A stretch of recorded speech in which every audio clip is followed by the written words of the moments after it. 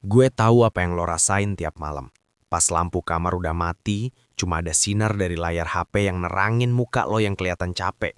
Tapi mata lo gak bisa merem. Ada rasa sesek di dada kan? Rasa bersalah yang pelan-pelan muncul pas lo sadar kalau seharian tadi, lo gak ngapa-ngapain. Lo cuma rebahan.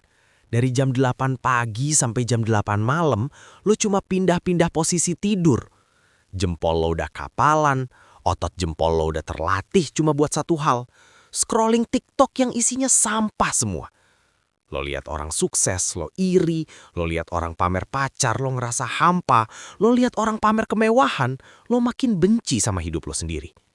Dan pas lo mulai ngerasa kesepian, pas lo sadar gak ada satupun orang yang peduli atau nanyain kabar lo lari ke hal yang paling gampang. Lo lari ke Lo tuker harga diri lo tuker masa depan lo, cuma buat kesenangan 5 detik yang bikin lo ngerasa kayak pecundang setelahnya. Pas cairan itu keluar, energi lo hilang, motivasi lo mati, dan lo cuma bisa natap plafon kamar dengan perasaan jijik sama diri sendiri. Sadar gak sih, dunia ini lagi ngetawain lo. Di luar sana, di Silicon Valley, orang-orang paling pinter di dunia lagi rapat. Mereka lagi desain algoritma buat mastiin lo tetap di tempat tidur. Mereka butuh lo tetap bodoh. Mereka butuh lo tetap kecanduan. Kenapa? Karena lo itu cuma target pasar. Lo itu cuma angka di layar monitor mereka. Lo itu sapi perah yang mereka sedot waktunya. Mereka sedot fokusnya buat bikin mereka makin kaya raya. Sementara lo makin miskin, otak lo makin tumpul, dan lo makin gak punya kendali atas diri lo sendiri. Bahkan buat urusan sekecil nahan tangan lo buat gak megang titit sendiri aja lo gagal. Ini bukan cuma soal malas, kawan. Ini perbudakan modern. Bedanya, rantainya gak kelihatan. Rantainya ada di dalam kantong celana lo. HP lo sendiri. Mungkin lo mikir, gue pengen berubah bang. Gue udah coba, tapi kenapa susah banget ya? Kenapa gue selalu balik lagi ke lubang yang sama? Gue kasih tahu rahasia biologisnya. Ini bukan cuma soal niat. Di otak lo ada satu bagian kecil. Namanya Anterior Mid-Cingulate Cortex atau kita sebut aja AMCC. Anggap aja ini adalah otot mental atau pusat dari kemauan manusia. Ilmuwan udah nemuin kalau bagian otak ini adalah kunci dari semua keberhasilan. Kalau lo sering ngikut apa mau si setan di kepala lo, kayak rebahan pas harusnya kerja, makan junk food pas harusnya diet, atau pas harusnya belajar, AMCC lo itu secara fisik bakal mengecil, nyusut.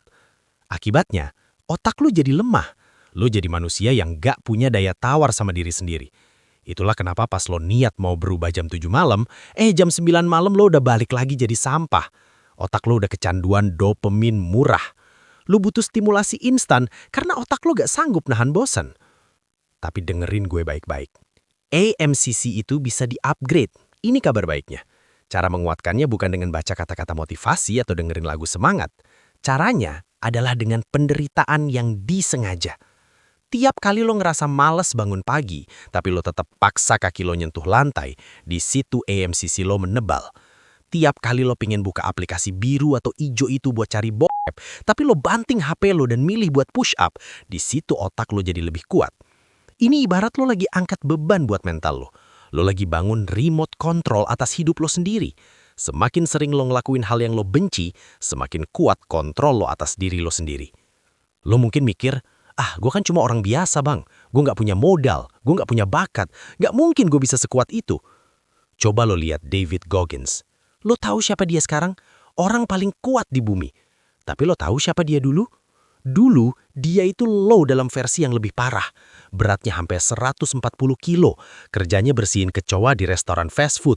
Gak punya duit, masa depan suram, dan hobinya makan donat sambil nonton TV tiap malam. Dia punya sejuta alasan buat nyerah sama hidup.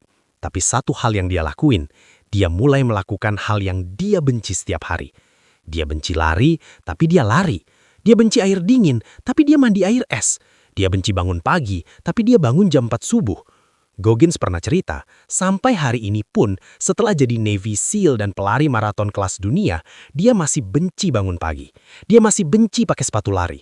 Tapi justru karena dia tetap lari meskipun dia benci, otaknya jadi meledak kekuatannya. Dia pernah lari maraton sejauh 160 km tanpa persiapan matang. Di tengah jalan, kakinya retak, ginjalnya mulai gagal berfungsi, dia buang air kecil darah, sakitnya gak masuk akal. Tapi dia gak berhenti. Kenapa? Karena dia udah terbiasa bilang gak keinginan otaknya buat nyerah. Goggins pernah bilang, gue gak berhenti pas gue capek, gue berhenti pas gue selesai. Dia bukan manusia super, dia cuma orang yang berani membunuh sosok pengecut di dalam dirinya setiap hari. Dan lo punya biji itu di dalam diri lo sekarang. Goggins adalah bukti kalau lo bisa berubah. Dari sampah masyarakat jadi mesin kontrol diri. Terus sekarang lihat diri lo, baru scrolling sejam aja udah ngerasa butuh healing. Healing dari apa? Hah? Dari kemalasan lo. Itu bukan healing, itu pelarian. Lo itu cuma manja. Otak lo udah lembek karena keseringan dikasih makan kenyamanan. Sekarang kita bicara masa depan. Di zaman ini, di era digital ini, lo cuma punya dua pilihan. Jadi penonton yang bayar atau jadi pemain yang dibayar. Selama ini lo cuma jadi pasar. Lo konsumsi konten orang, lo kasih mereka engagement, lo bikin mereka kaya raya dengan waktu yang lo buang. Sementara keuangan lo masih minta orang tua. Atau pas-pasan banget cuma buat makan besok. Kenapa lo gak mulai bikin konten sendiri? Gue gak punya bakat bang, gue gak punya kamera bagus, gue malu. Basi. Itu semua cuma alasan dari AMCC lo yang kerdil. Itu cara otak lo menghindari kerja keras. HT lo itu bisa dipakai buat banyak hal selain nonton bokep. Pakai buat riset, pakai buat sharing skill lo, pakai buat jualan. Bikin konten itu bukan cuma soal jadi terkenal. 1. Bikin konten butuh disiplin. Itu cara lo upgrade AMCC. 2. Bikin konten itu bangun aset digital. Itu cara lo ngamanin keuangan masa depan. 3. Bikin konten, bikin lo berhenti rebahan karena lo punya misi. Lo jadi pemain. Jangan mau cuma dikasih makan sampah visual. Mulailah jadi orang yang ngasih nilai ke dunia. Bangun personal branding lo sekarang, mumpung lo masih punya waktu.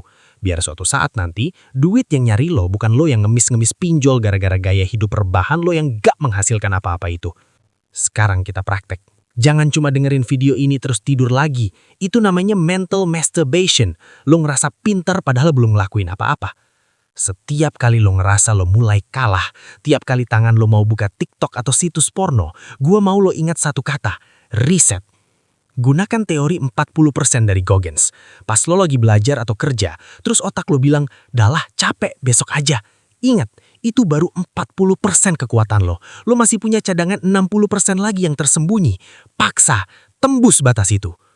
Gunakan time boxing. Jangan kerja nunggu mood. Mood itu untuk anak kecil, orang dewasa kerja karena tanggung jawab. Jam 8 sampai jam 9 malam, itu waktu lo buat bangun kerajaan.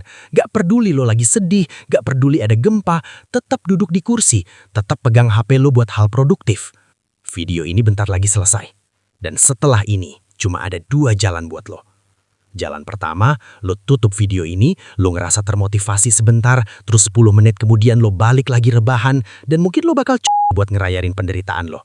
Lo bakal tetap jadi pecundang yang sama sampai 5 tahun ke depan. Jalan kedua, lo berdiri sekarang juga. Lo taruh HP lo ambil kertas dan pulpen, lo tulis satu hal yang paling lo benci, tapi lo tahu itu bermanfaat buat masa depan lo. Dan lo lakuin itu sekarang juga. Gak pakai tapi, gak pakai nanti. Gue gak butuh like lo, gue gak butuh subscribe lo kalau hidup lo gak berubah. Gue pengen lo jadi orang yang sukses. Gue pengen lo punya kontrol penuh atas diri lo sendiri. Dunia udah terlalu banyak punya penonton yang lemah. Dunia butuh lo yang kuat. Balik ke posisi awal, reset mental lo, bunuh sosok pengecut itu, dan mulai berjuang sebagai pemenang. Semangat, gue tunggu karya lo di atas sana.